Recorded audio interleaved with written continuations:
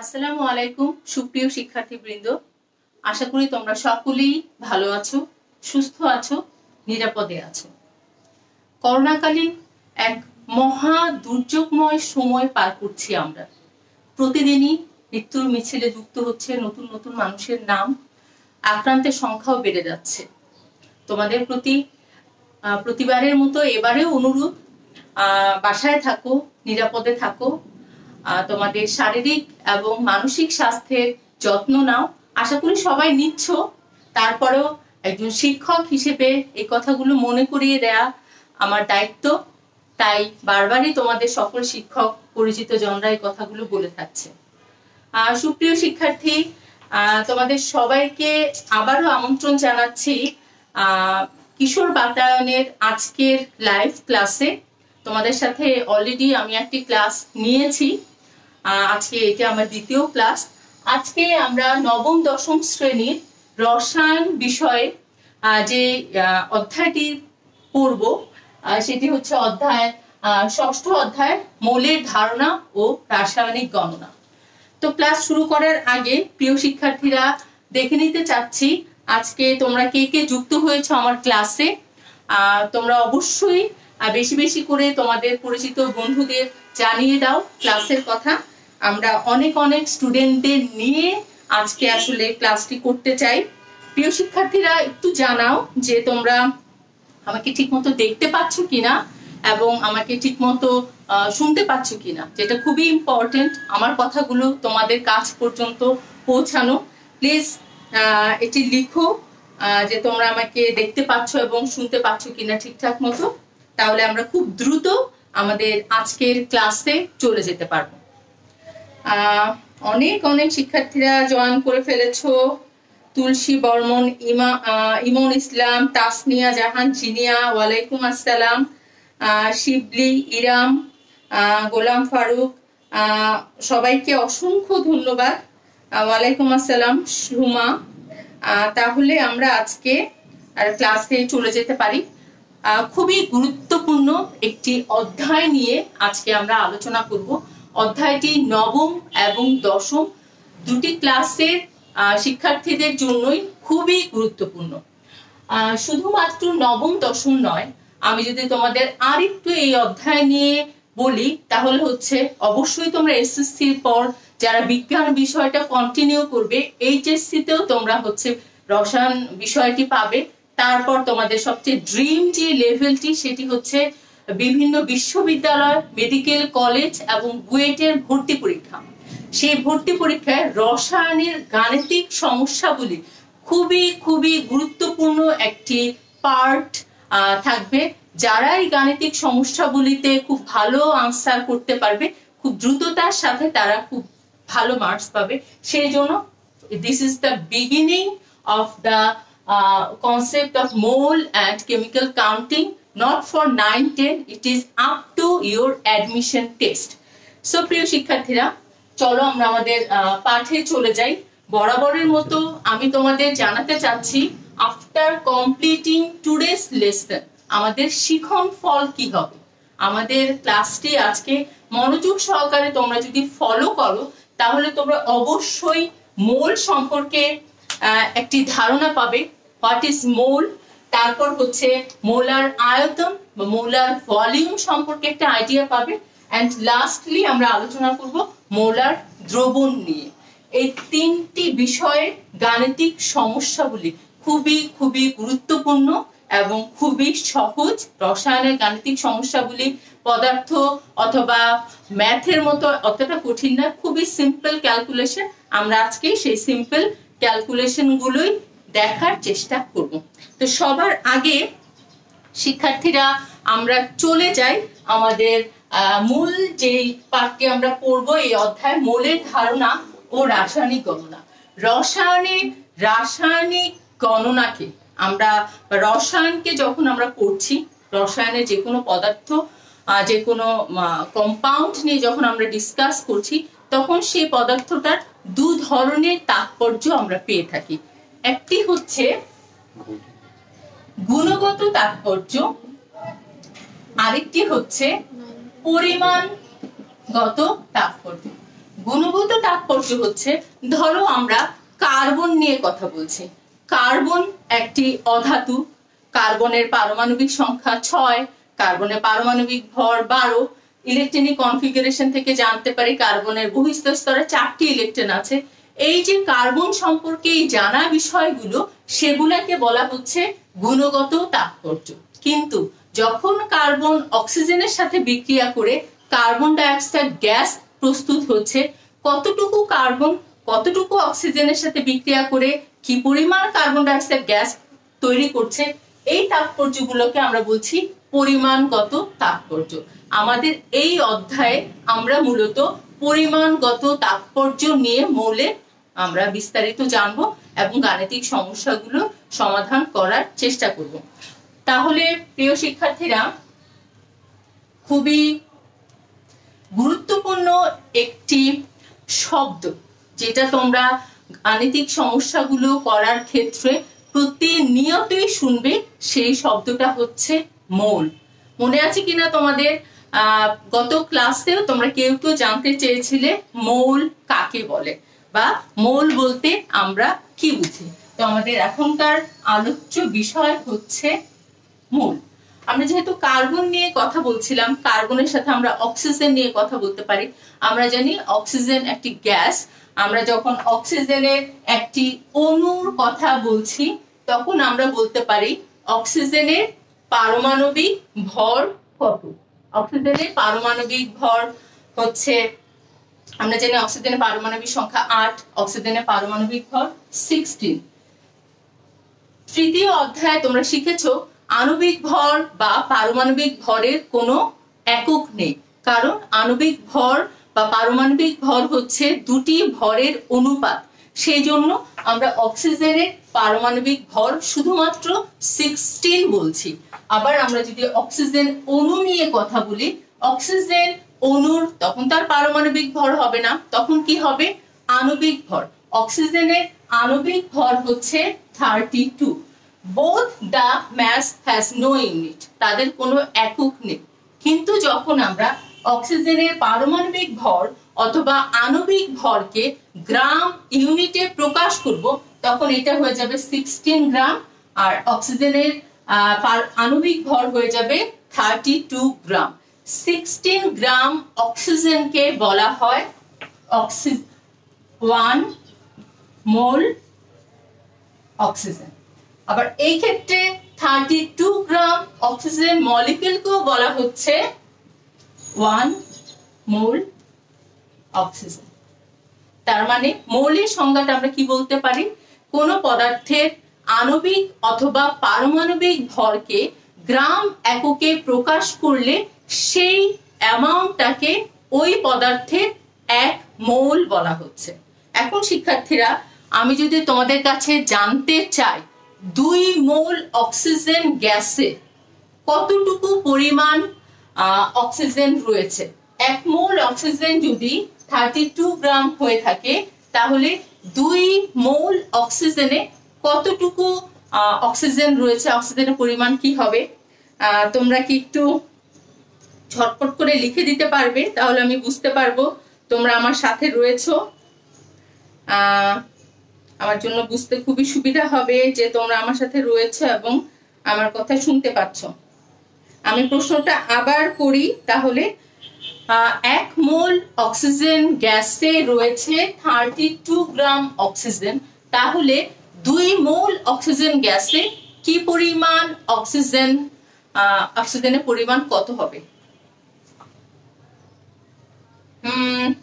কামরুন নাহার, করিম, তাসনিয়া, আরিফিন, কামরুন নাহার, সোনালী, সুমা সবাই সঠিক উত্তর দিয়েছো, 64 গ্রাম। খুবই ইজি। আমরা 1 মোল অক্সিজেন বলছি 32 গ্রাম, তাহলে 2 মোলস অক্সিজেন হবে 2 × 32 64 গ্রাম। তার মানে যে কোনো পদার্থের পারমাণবিক ভর অথবা আণবিক ভরকে গ্রাম ইউনিটে প্রকাশ করলে আমরা সেই পরিমাণকে ওই পদার্থের মোল দিয়ে প্রকাশ করে থাকি। আশা করি তোমরা মোল বুঝতে পেরেছো। মোল বোঝার সাথে খুবই গুরুত্বপূর্ণ একজন বিজ্ঞানীর নাম আসলে আমাদের সবারই মনে পড়ে যায়। আমরা যারা রসায়ন নিয়ে পড়েছি তাদের কাছে এই বিজ্ঞানী খুবই পরিচিত। The name of the scientist is Avogadro. অ্যাভোগাড্রোর সাথে মৌলের কি সম্পর্ক সেটা আমরা এখন জানবো। আমরা মোলটা লিখেই রাখি। মোল হচ্ছে গ্রাম আণবিক ভর অথবা গ্রাম পারমাণবিক ভর, এটাকে আমরা মোল বলছি। তাহলে মোলের সংজ্ঞা হলে তোমরা লিখবে গ্রাম পারমাণবিক ভর অথবা গ্রাম আণবিক ভর, এটাকে আমরা মোল বলছি। এখন আমরা জানবো মৌলের সাথে অ্যাভোগাড্রো সংখ্যা কি সম্পর্ক। প্রিয় শিক্ষার্থীরা, যখনই আমরা বাজারে যাই, আমরা যদি 1 ডজন কোনো জিনিস কিনতে চাই, তখন আমরা কি বলি? আমাকে 1 ডজন ডিম দিন। 1 ডজন এগ ইকুয়ালস 12 eggs। আমরা যদি বলি আমাকে 1 ডজন সুই দিন, নিডেল, 1 ডজন নিডেল মানে হচ্ছে 12। আবার আমরা যদি লার্জ এলিফ্যান্ট দেখে বলি 1 ডজন এলিফ্যান্ট, তাহলেও কিন্তু আমরা 12 সংখ্যাটাই বুঝতে পারি। বিজ্ঞানী অ্যাভোগাড্রো একইভাবে বলেছেন যে কোনো পদার্থের, সেই পদার্থটা পরমাণু হতে পারে, অণু হতে পারে অথবা আয়ন হতে পারে, যে কোনো পদার্থের 1 মোলে একটি নির্দিষ্ট পরিমাণ পরমাণু, অণু অথবা আয়ন থাকে।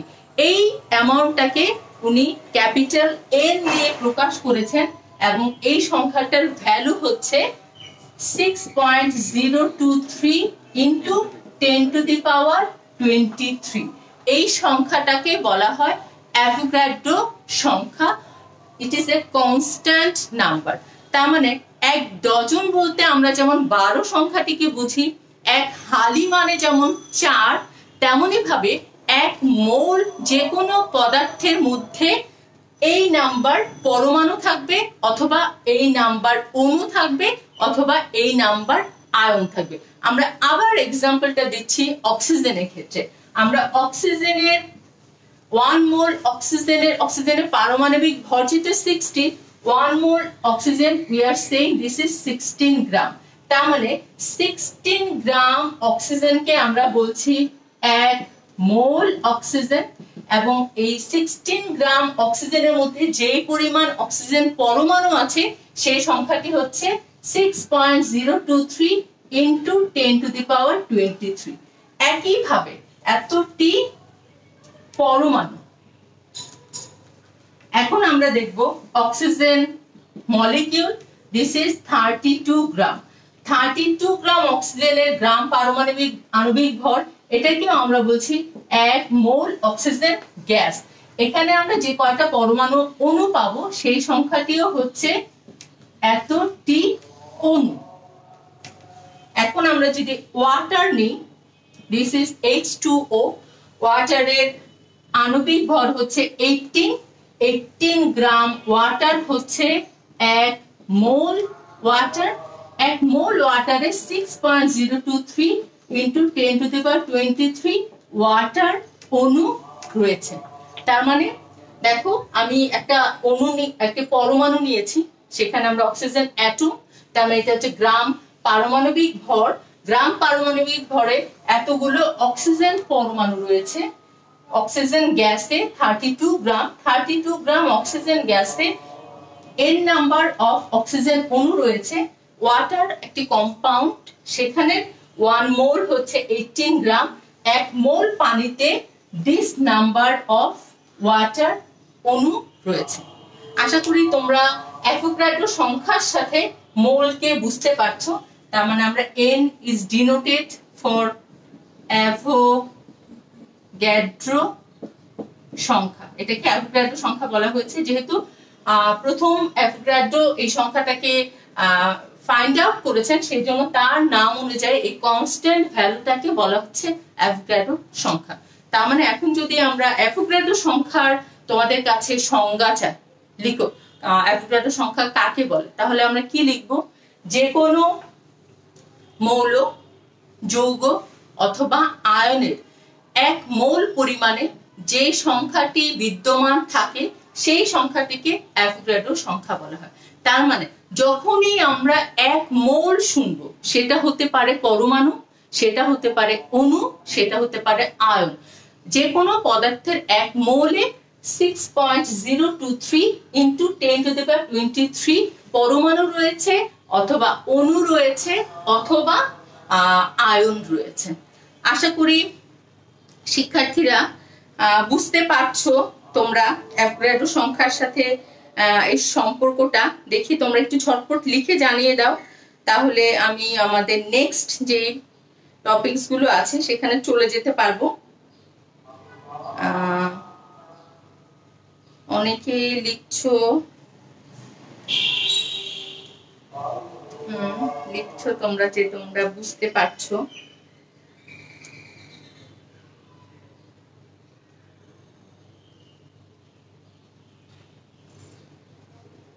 ওকে,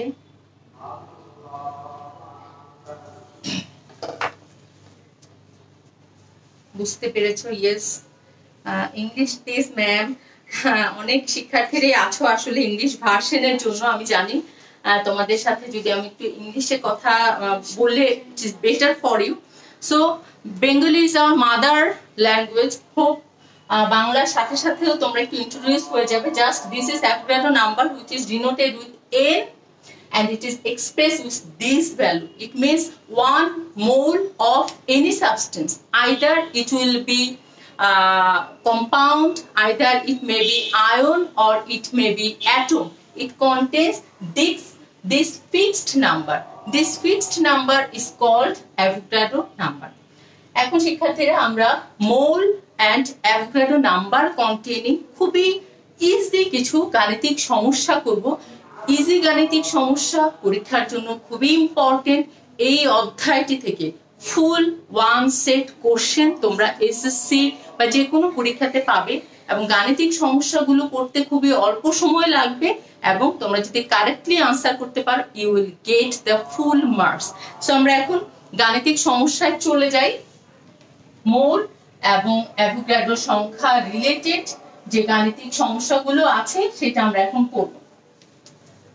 তোমাদের বইতে যে গাণিতিক প্রবলেম গুলো দেয়া আছে, initially I will discuss with that example. তারপরে ক্লাসটা যখন আমাদের কমপ্লিট হয়ে যাবে, when we will complete this chapter, then different বোর্ডের কিছু হার্ড গাণিতিক প্রবলেম গুলো আমরা করব। তোমাদের জন্য যেহেতু নবম শ্রেণীর শিক্ষার্থীদের জন্য যেহেতু একেবারে বিগিনিং ক্লাসটা, আমরা আমাদের বইয়ের যে গাণিতিক সমস্যাগুলো আছে সেগুলোই করার চেষ্টা করব।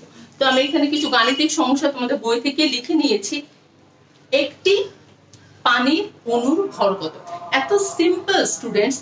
তোমাদের আরেকটা কথা বলতে ভুলে গিয়েছি ক্লাসের শুরুতে। আশা করি তোমরা সবাই বই, ক্লাস ওয়ার্ক কপি নিয়ে এসেছো, এবং যেহেতু আজকে এই অধ্যায়টিতে গাণিতিক সমস্যা আছে, ছটপট করে তোমরা তোমাদের ক্যালকুলেটরটা নিয়ে আসো।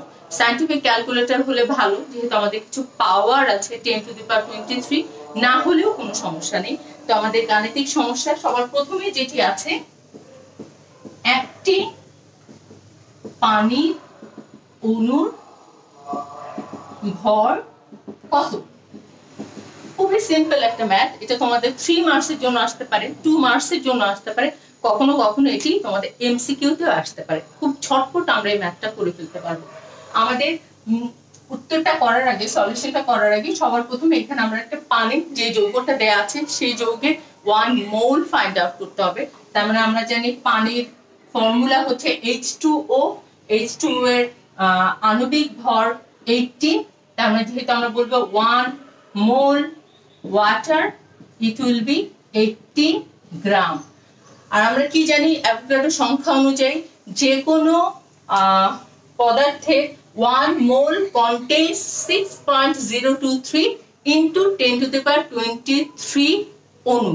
তার মানে 1 মোল পানিতে 6.023 into 10⁻23 টি অণু রয়েছে। তাহলে আমাদের কি বলেছে, একটি পানির অণুর ভর কত? তাহলে আমরা 18 গ্রাম ইকুয়াল 6.023 into 10⁻23 টি পানির অণু, এটা লিখতে পারি। এখন আমাদের প্রশ্নটা দেখতে হবে, একটি পানির অণুর ভর জানতে চেয়েছে। আমরা ম্যাথে এটা করেছে, তোমরা খুবই সিম্পল, যা আমাদের কাছে চাইবে সেটাকে আমরা কি করব, রাইট সাইডে রাখবো। আমাদের কাছে ভর জানতে চেয়েছে, খুবই সিম্পল। এতগুলো পানির অণুর ভর যদি 18 গ্রাম হয়, তাহলে একটি পানির অণুর ভর কত হবে? খুবই ইজি, আমরা লিখি 6.023 ইন্টু 10 টু দি পাওয়ার 23 পানির অণুর ভর 18 গ্রাম। Therefore, একটি পানির অণুর ভর 18 divided 6.023 into 10 to the power 23 গ্রাম। এটার আনসার জাস্ট 18 কে তোমরা 6.023 দিয়ে ডিভাইড করো, it will be 2.99 something into 10 to the power 23 gram. Answer is 0। এরকম লিখলে হবে না, নিচে ছিল 10 to the power 23, পাওয়ার ছিল পজিটিভ, যেহেতু ভ্যালুটা উপরে চলে গিয়েছে সেটা হবে 10 to the power minus 23 গ্রাম। এটাই কিন্তু কেয়ারফুলনেস, তোমরা ম্যাথ করবে পুরোটাই, কিন্তু যদি এখানে প্লাসের জায়গায় মাইনাসের জায়গায় প্লাস দিয়ে রাখো, তাহলে দেখো একটি পানির অণুর ভর প্রায় কয়েক কেজি হয়ে যাচ্ছে। Is it possible? অণু অথবা পরমাণু সেটা খুবই নেগলিজিবল, খালি চোখে দেখাই যায় না, সেই জন্য এই ভ্যালুটা পজিটিভ হওয়ার কোনোই চান্স নেই। খুবই সিম্পল একটি ম্যাথ। একটি পানির অণুর ভর কত? তোমাদের পানির 1 মোল ফাইন্ড আউট করতে হবে। 1 মোলে এই নির্দিষ্ট পরিমাণ অণু আছে, তার মানে এতগুলো পানির অণুর ভর 18 গ্রাম। একটি পানির অণুর ভর কত? এখন প্রিয় শিক্ষার্থীরা, এই প্রশ্নের সাথে সাথে, এই কোশ্চেনের সাথে আমি যদি আরেকটি কোশ্চেন লিখি তাহলে কেমন হয়? 1 গ্রাম পানিতে কতটি অণু রয়েছে? দেখো একই ডাটা, এইটুকু ডাটা ইউজ করে তোমরা এই ম্যাথটাও করতে পারবে। 1 গ্রাম পানিতে কতটি পানির অণু রয়েছে?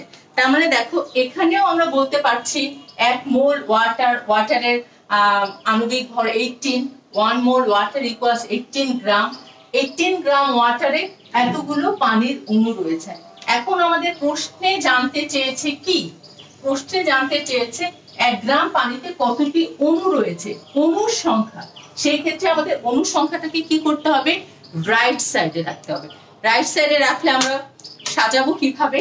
তাহলে 18 গ্রাম পানিতে অণু রয়েছে 6.023 into 10 to the power 23 t। তাহলে 1 গ্রাম পানিতে অণু রয়েছে 6.023 into 10 to the power 23 divided হচ্ছে 18, এত টি। তার মানে ক্যালকুলেটরে জাস্ট তোমরা 6.023 কে ডিভাইড করবে হচ্ছে 6.023 divided with 80 and the value is 0.334 0.334 into 10 to the power 23t। তোমরা এটাকে এভাবে লিখতে পারো 3.34 into 10 to the power 22। খুবই সিম্পল, আশা করি তোমরা বুঝতে পারছো। এত ইজি কিন্তু খুবই গুরুত্বপূর্ণ এই ম্যাথমেটিক্যাল প্রবলেমগুলো। তোমাদের যখনই যে কোনো ধরনের কোশ্চেনে এই ম্যাথস গুলো আসবে, খুবই সিম্পলি তোমরা সেটা করে ফেলতে পারবে। দেখো একই ডাটা ইউজ করে আমরা একটি পানির অণুর ভর বের করেছি, আবার 1 গ্রাম পানিতে কয়টি অণু রয়েছে খেয়াল করে দেখো। একটি পানির অণুর ভর যখন বের করেছিলাম আমাদের এই ভ্যালুটা নেগেটিভ হয়েছিল, আর আমরা যখন সংখ্যা বলছি, সংখ্যা কিন্তু কখনো নেগেটিভ হতে পারে না, সেই জন্য ভ্যালুটা কিন্তু পজিটিভ হয়েছে। এই ছোটখাটো ইনফরমেশন গুলো যদি মাথায় রাখো ক্যালকুলেট করার সময়, তাহলে কিন্তু তোমাদের এই ক্যালকুলেশন গুলা থেকে you will get a very very good marks. Okay, খুব ইম্পর্টেন্ট একটা অধ্যায় যেহেতু। তো আমরা এখানে আরো কিছু প্রবলেমস লিখে রেখেছি, সেটা আমরা করব। এটা করার আগে ছটপট শিক্ষার্থীরা সালফিউরিক অ্যাসিডের আণবিক ভর কত আমাকে লিখে দাও, কারণ আমরা যে পরবর্তীতে যে ম্যাথটা করব সেটা হচ্ছে সালফিউরিক অ্যাসিড নিয়ে। সেই জন্য আমাদের 1 মোল সালফিউরিক অ্যাসিডের দরকার আছে। তোমরা 1 মোল সালফিউরিক অ্যাসিডের পরিমাণ, তার মানে সালফিউরিক অ্যাসিডের আণবিক ভর বের করে আমাকে একটু জানিয়ে দাও। ওকে, ততক্ষণে আমি বোর্ডটা মুছে তোমাদের জন্য প্রশ্নটা লিখে ফেলছি।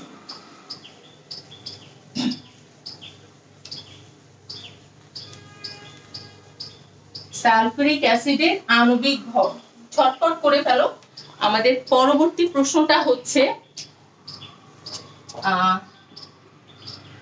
5 গ্রাম সালফিউরিক অ্যাসিডে কতটি সালফিউরিক অ্যাসিড পরমাণু রয়েছে? 5 গ্রাম সালফিউরিক অ্যাসিডে কতগুলো সালফিউরিক অ্যাসিড পরমাণু রয়েছে? কেয়ারফুলি কোশ্চেনটা কিন্তু দেখবে, অণু চাইনি, এখানে বলা হয়েছে পরমাণুর কথা। দেখি তোমরা লিখেছো কিনা। সালফিউরিক অ্যাসিডের পারমাণবিক ভর তোমরা লিখবে। আণবিক ভর, সালফিউরিক অ্যাসিড যেহেতু একটা অণু, সালফিউরিক অ্যাসিডের কি লাগবে আমাদের? আণবিক ভর। সালফিউরিক অ্যাসিডের আণবিক ভরটা তোমরা খুব দ্রুত লিখে ফেলো। 98 তাসনিয়া জাহান Jinia, she write the answer first. লিপি, মারিয়াম, শিবলি আল ফারুক, ঝটপট করে অনেকেই লিখে ফেলছে 98। আমরা যখন জিজ্ঞেস করব সালফিউরিক অ্যাসিডের আণবিক ভর কত, তোমরা কিন্তু বলবে শুধুমাত্র 98। যখন আমি বলবো 1 mole sulphuric acid equals what, তখন তোমরা বলবে 98 গ্রাম। কারণ শুধু আণবিক ভর অথবা পারমাণবিক ভরের কোনো একক নেই। যখনই আমরা মোলে প্রকাশ করব তখনই আমরা একক দিব। অনেকেই সঠিক উত্তর দিয়েছো। শাহজাদি পারভিন, নূরজাহান বর্ষা। সময় স্বল্পতার জন্য হয়তোবা সবার আনসার, সবার নাম আমরা বলতে পারি না, কিন্তু আমরা কিন্তু তোমাদের সবার রিপ্লাই দিয়ে দিই, সবাইকে লাইক করে দিই, এবং যাদের যে কোনো সমস্যা বা যে কোনো প্রশ্ন থাকলে আমি আশা করি, চেষ্টা করি লাইভটা শেষ হয়ে যাওয়ার পর তোমাদের সেই আনসার গুলো দিয়ে দেওয়ার জন্য। তাহলে আমরা ঝটপট করে এটা সলিউশনে চলে যাই। 5 গ্রাম সালফিউরিক অ্যাসিডে কতটি সালফিউরিক অ্যাসিড পরমাণু রয়েছে? যে কোনো ম্যাথমেটিক্যাল প্রবলেম আমাদের শুরু করতে হবে আণবিক অথবা পারমাণবিক ভর থেকে। তার মানে সালফিউরিক অ্যাসিডের আণবিক ভর হবে 1 × 2 প্লাস সালফারের পারমাণবিক ভর 32, অক্সিজেনের 16 × 4। আর এটা খুব গুরুত্বপূর্ণ কথা শিক্ষার্থীরা, রসায়ন এমন একটা বিষয়, প্রত্যেকটা চ্যাপ্টার প্রতিটা চ্যাপ্টারের সাথে কানেক্টেড। আমরা পড়ছি 6ষ্ঠ অধ্যায়, দেখো আমাদের বারবার ইউজ করতে হচ্ছে পর্যায় সারণী, বারবার আমাদের 3য় অধ্যায় থেকে আণবিক ভর পারমাণবিক ভরের হেল্প নিতে হচ্ছে। So this is very important to learn at least 1 to 30 elements name their atomic mass and molecular mass. অবশ্যই তোমরা পর্যায় সারণীর 1 থেকে 30 পর্যন্ত পরমাণুর ভর এবং তাদের পারমাণবিক সংখ্যা, এই জিনিসগুলো তোমরা শিখবে। পুরো ম্যাথ তুমি করছো, 32 এর জায়গায় যে কোনো একটা রং ভ্যালু দিয়ে দিলেই কিন্তু তোমাদের পুরো প্রসিডিউরটা কারেক্ট হওয়ার পরেও আনসারটা 0 হবে। সেক্ষেত্রে তোমরা এই জিনিসগুলো বারবার করে প্র্যাকটিস করবে। You are getting a lot of time during this situation. আশা করি তোমরা এই জিনিসগুলো অলরেডি মেমোরাইজ করে ফেলেছো। So it is 98। তার মানে আমরা বলতে পারি 1 মোল সালফিউরিক অ্যাসিড ইকুয়ালস 98 গ্রাম। আর 1 মোল সালফিউরিক অ্যাসিডে আমরা কি পাচ্ছি বলতো? 1 মোল সালফিউরিক অ্যাসিডে 6.023 into 10 to the power 23 sulphuric অ্যাসিডের অণু রয়েছে। ওকে, আমাদের প্রশ্নে বলেছে 5 গ্রাম সালফিউরিক অ্যাসিডে কতটি সালফিউরিক অ্যাসিড পরমাণু রয়েছে। তো আমরা শুরু করব, আমাদের পরমাণু সংখ্যা জানতে চেয়েছে, সেই জন্য আমাদের অণু বা পারমাণবিক সংখ্যাটাকে রাইট সাইডে লিখতে হবে। আমরা লিখতে পারি 90 গ্রাম সালফিউরিক অ্যাসিডে অণু রয়েছে 6.023 into 10 to the power 23 T। তাহলে আমাদের 1 গ্রাম সালফিউরিক অ্যাসিডে অণু রয়েছে 6.023 into 10 to the power 23 divided 98 আর আমাদের চেয়েছে 5 গ্রাম সালফিউরিক অ্যাসিডের অণু রয়েছে 6.023 into 10 to the power 23 divided by 98 multiply 5 এতটি অণু। আমরা এখান থেকে যে ভ্যালুটাই পাবো সেই ভ্যালুটা আমরা কি করব? সো আমরা দেখি এখান থেকে আমাদের আনসার কত আসে। 6.023 into 5 divided 98 it equals আমাদের সংখ্যাটা হচ্ছে অনেক এরকম, একটা ব্ল্যাক পেন দিয়ে লিখি তাহলে তোমাদের জন্য বুঝতে সুবিধা হবে। The value is 3.07 into 10 to the power 22 অণু। এখন শিক্ষার্থীরা আমাদের প্রশ্ন কিন্তু অণু চায়নি, আমাদের প্রশ্নে চেয়েছে কতগুলো পরমাণু রয়েছে। সেই ক্ষেত্রে আমরা এখানে পরমাণুর সংখ্যাটা চলো কাউন্ট করে ফেলি। এখানে সালফিউরিক অ্যাসিডে কতগুলো পরমাণু রয়েছে? 2টি হাইড্রোজেন পরমাণু রয়েছে, 1টি সালফার পরমাণু রয়েছে এবং 4টি অক্সিজেন পরমাণু রয়েছে। তার মানে টোটাল সালফিউরিক অ্যাসিডে পরমাণু সংখ্যা 7। আমরা এখানে যে ভ্যালুটা পেয়েছি এর সাথে আমরা জাস্ট 7 মাল্টিপ্লাই করে দিলেই আমাদের কাঙ্ক্ষিত অণু সংখ্যাটি পরমাণু সংখ্যাটি পেয়ে যাব। তাহলে আমরা লিখতে পারি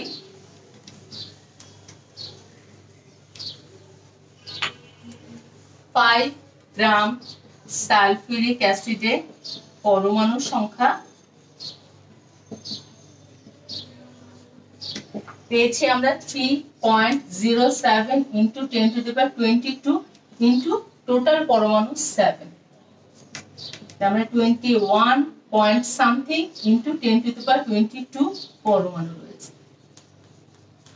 খুবই সিম্পল, আমরা অণু বের করব, তারপর সেই মৌলটিতে কতগুলো পরমাণু রয়েছে সেই পরমাণুটা বের করব এবং তারপর সেই নাম্বারটা দিয়ে আমাদের অণু সংখ্যার সাথে মাল্টিপ্লাই করে দিলে আমরা পরমাণু বের করতে পারবো।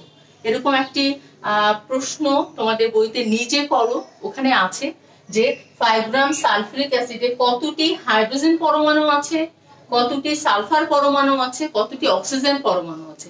সেটা আমরা কিভাবে করব তাহলে বলো তো? বুঝতে পারছো কি তোমরা? আমরা কিন্তু সালফিউরিক অ্যাসিডের টোটাল বের করেছি কতগুলো পরমাণু আছে, এই সংখ্যক পরমাণু আছে। এখন আমরা যদি আলাদা আলাদা করে হাইড্রোজেন, সালফার এবং অক্সিজেনেরটা বের করতে চাই তখন আমাদের কি করতে হবে?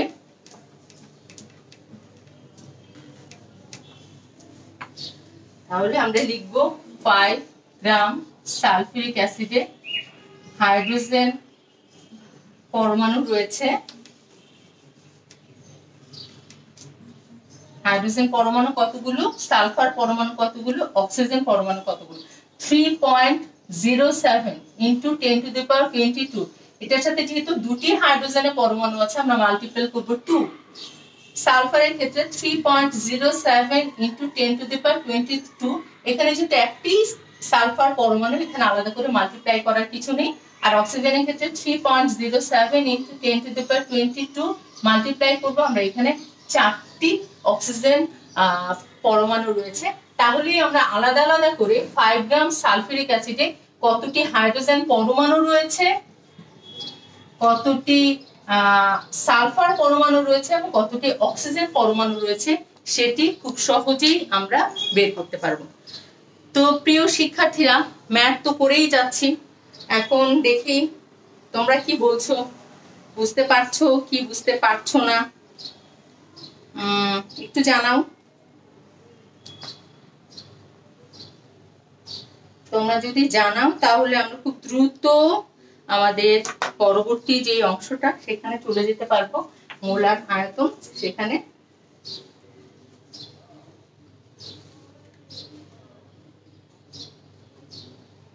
অনেকেই লিখছো, বুঝতে পারছো। তাহলে আমরা আশা করি খুবই সিম্পল এই ম্যাথমেটিক্যাল প্রবলেমগুলো। কেমিস্ট্রি ম্যাথ কিন্তু ফিজিক্স অথবা জেনারেল ম্যাথ অথবা হায়ার ম্যাথের মতো অত কঠিন কিছু না, খুবই সিম্পল। সেই জন্য তোমাদের কারেক্টলি যেটা জানতে হবে সেটা হচ্ছে মৌলের exact atomic number, atomic mass and you have to find the exact molecular mass.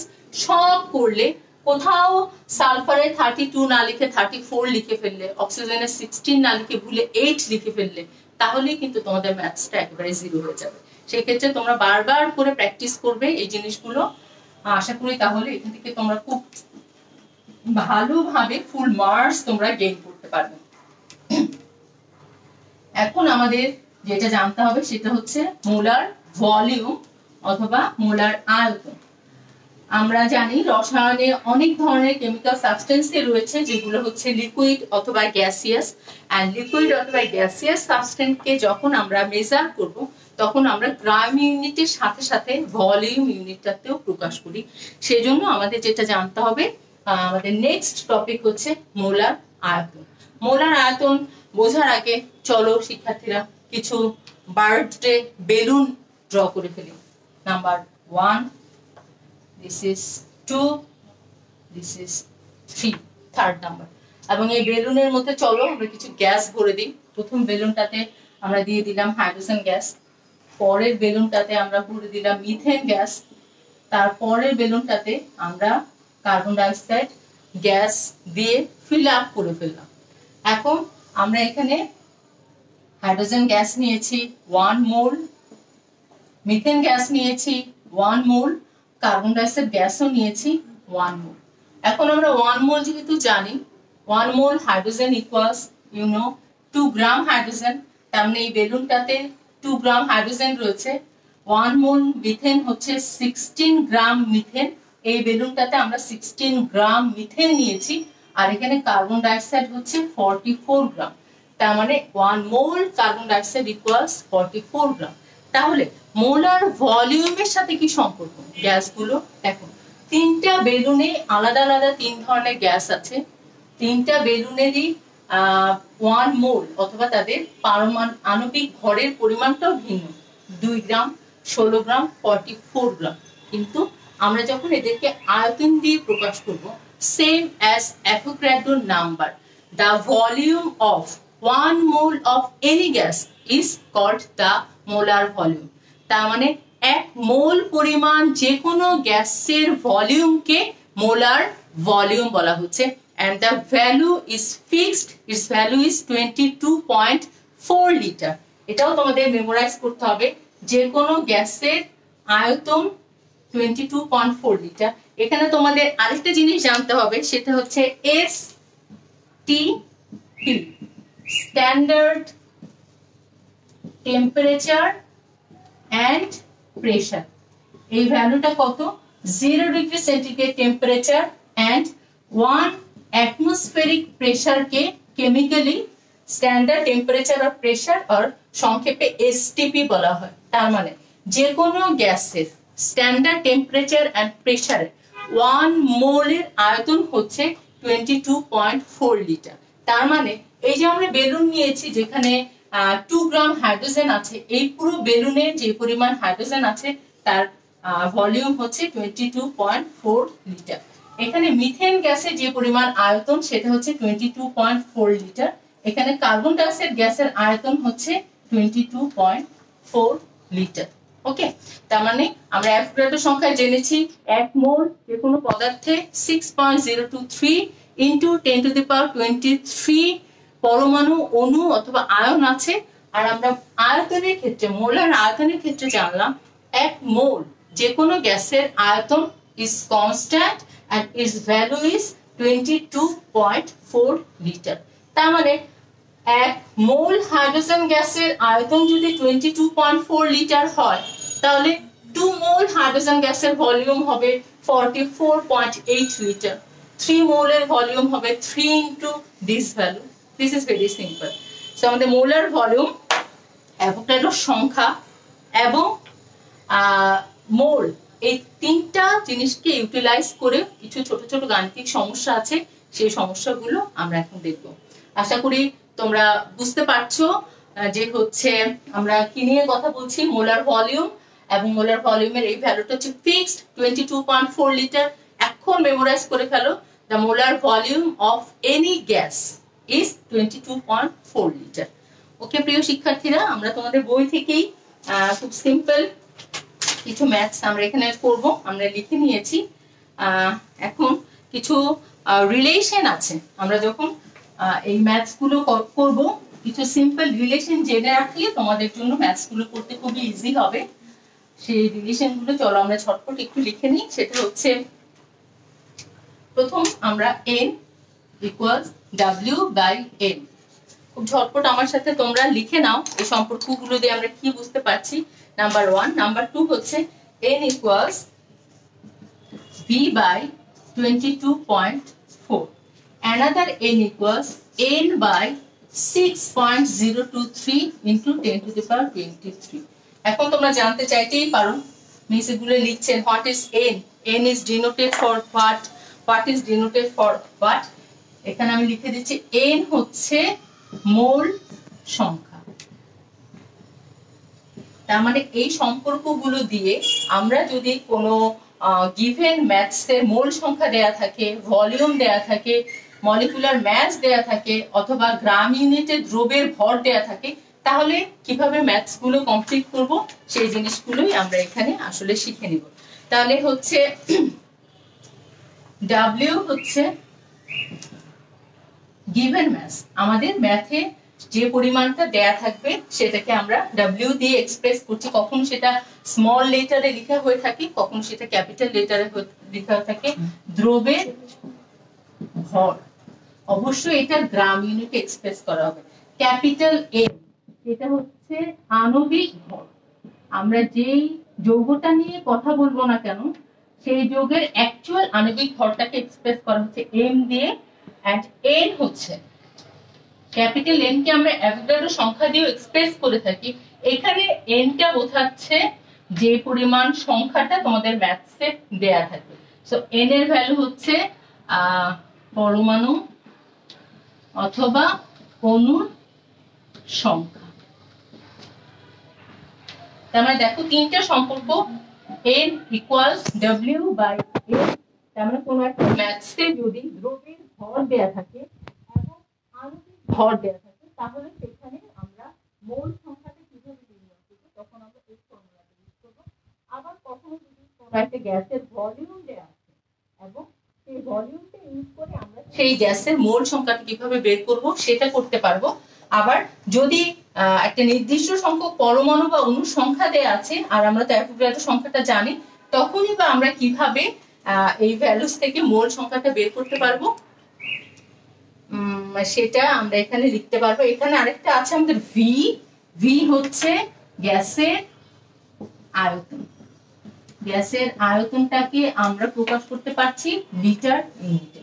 আণবিক ভর অবশ্যই গ্রাম ইউনিটে, আর পরমাণু বা অণু সংখ্যার কোনো একক নেই। এই ভ্যালুস গুলো ইউজ করে আমরা পরবর্তীতে কিছু গাণিতিক সমস্যা ঝটপট করে আমরা দেখে নিই। চলো, খুবই সিম্পল, আশা করি তোমরা বুঝতে পারছো।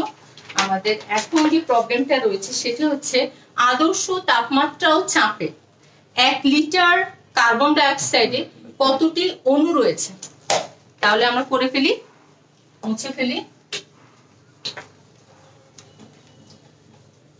লাইটের জন্য কোনো কোনো শিক্ষার্থী একটু সমস্যা হতে পারে। আসলে আমরা বাসায় বসে তোমাদের জন্য ক্লাসগুলো নিচ্ছি, চাইলেও অনেক সময় খুব ভালো অ্যারেঞ্জমেন্ট করতে পারি না। আশা করি তোমরা আমাদের কিছু সীমাবদ্ধতা মেনেই ক্লাসগুলো করবে। আর যারা একটু দ্রুততার জন্য বুঝতে পারছো না, যেহেতু এটা রেকর্ডেড লাইভ, তোমরা বারবার রেকর্ডেড লাইভটা দেখে সেই জিনিসগুলো সম্পর্কে আইডিয়া নিতে পারবে। তো আমাদের প্রশ্ন হচ্ছে এসটিপিতে 1 লিটার কার্বন ডাই অক্সাইডে কতটি অণু রয়েছে। খুবই সিম্পল, এসটিপিতে 1 লিটার কার্বন ডাই অক্সাইডে কতটি অণু রয়েছে।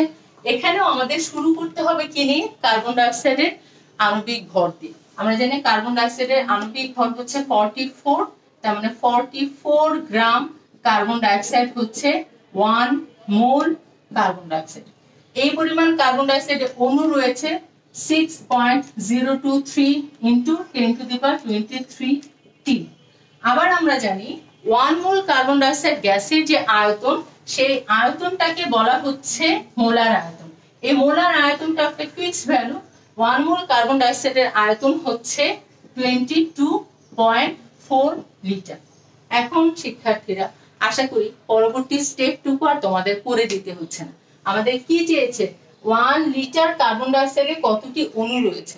তাহলে দেখো আমরা কি লিখতে পারি, 22.4 লিটার কার্বন ডাই অক্সাইডে অণু রয়েছে এতটি, তাহলে 1 লিটারে কতটি অণু রয়েছে। খুবই সিম্পল, আমরা just 6.023 into 10 to the power 23 K divide করব 22.4 দিয়ে, আর আমরা যে ভ্যালুটা পাবো সেটা হচ্ছে 2.69 into 10 to the power 2t। তার মানে 1 লিটার কার্বন ডাই অক্সাইডে এই পরিমাণ কার্বন ডাই অক্সাইডের অণু রয়েছে। এখন পরীক্ষাতে তোমাদের 1 না চেয়ে 5 হতে পারে, 10 হতে পারে, 100 হতে পারে, whatever be the value, you have to start it with the molecular mass of the given substance, then molecular mass কে তোমরা কনভার্ট করবে মোলে, মোল ইকুয়ালস দিস নাম্বার অফ অণু, আর আমরা জানি 1 মোল যে কোনো গ্যাসের আয়তন হচ্ছে 22.4 লিটার। তারপর 22.4 লিটারে আছে এতটি অণু, তাহলে 1 লিটারে কতটি অণু আছে। একইভাবে এই প্রশ্নটা কিন্তু এমন ভাবেও হতে পারে, একটি কার্বন ডাই অক্সাইড অণুর আয়তন কত। সেম কোশ্চেনটা যদি এমন হয়,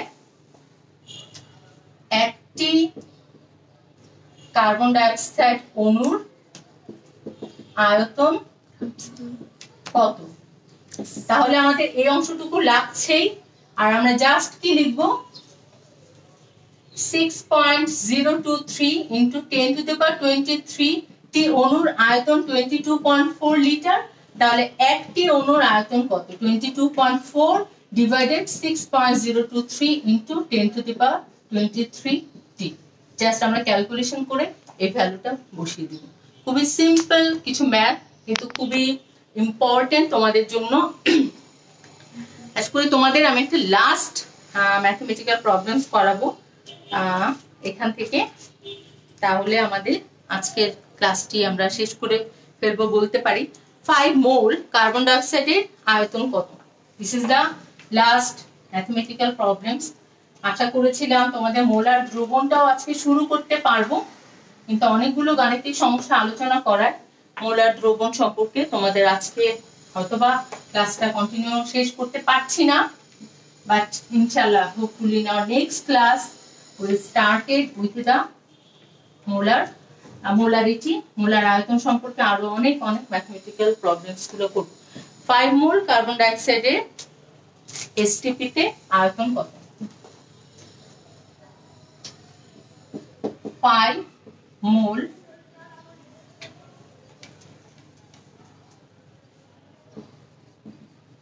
কার্বন ডাই অক্সাইডের এসটিপি তে আয়তন কত।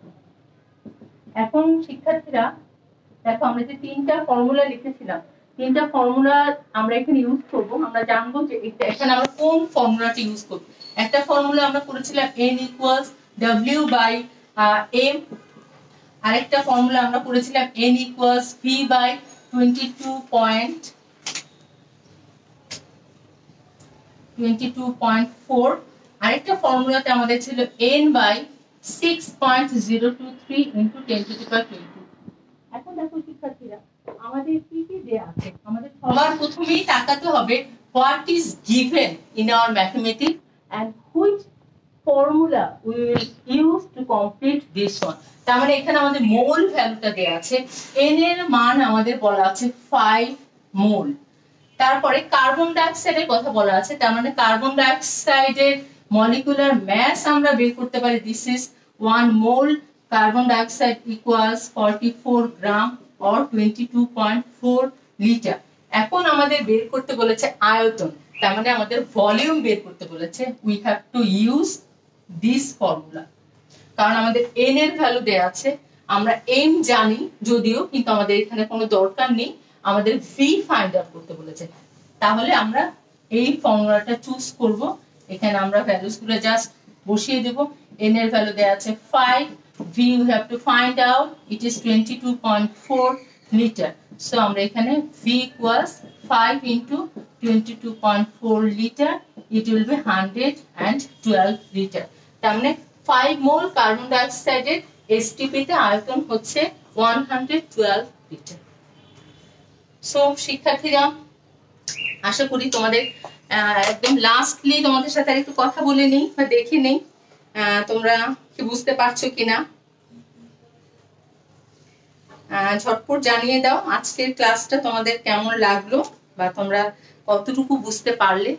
আমি যদিও বলেছিলাম যে মোলার দ্রবণ নিয়ে আজকে কথা বলবো, কিন্তু খুবই গুরুত্বপূর্ণ, যদিও খুবই সিম্পল বাট ভেরি ইম্পর্টেন্ট দুটো টপিকস, মোল, মোলার আয়তন, মোল এবং মোলার আয়তনের সাথে relation, and mole and molar আয়তন রিলেটেড ম্যাথমেটিক্যাল প্রবলেমস গুলো আমরা আজকে করার চেষ্টা করেছি। তোমাদের বইতে আরো কিছু এক্সাম্পল আছে, এক্সারসাইজে আছে, আশা করি তোমরা করবে এবং করতে গিয়ে কোনো প্রবলেম যদি ফেস করো, হোপফুলি ইনশাআল্লাহ ইন আওয়ার নেক্সট ক্লাস জানাবে, আমি চেষ্টা করব তোমাদের সেই প্রবলেমগুলোকে সলভ করে দেওয়ার জন্য। তো আজকের জন্য এখানে বিদায় নিয়ে নিচ্ছি শিক্ষার্থীরা। আশা করি তোমরা বুঝতে পেরেছো আমার ক্লাস। চেষ্টা করেছি আমি তোমাদের বোঝানোর জন্য। লাস্টলি এই কথাটা বারবার বলতে চাচ্ছি, খুবই দুর্যোগময় সময় আমরা পার করছি। অনেক ধৈর্য ধারণ করেছো তোমরা, অনেকদিন বাসায় আছো। তোমাদের স্বার্থে, তোমাদের পিতামাতার স্বার্থে, বাসায় যারা বয়স্ক, যাদের দাদা দাদি নানা নানি আছে, তাদের স্বার্থে please please please stay at home, be safe, এবং তোমরা যত জনকে পারো এই সেফটি সিকিউরিটির কথাগুলো ছড়িয়ে দাও, মেনে চলো। প্লিজ বাসার বাইরে যেও না, তোমরা হচ্ছে দেশের ভবিষ্যৎ। আশা করি তোমরা এই জিনিসগুলো মেনে চলবে এবং অন্যদেরকেও মেনে চলার জন্য উদ্বুদ্ধ করবে।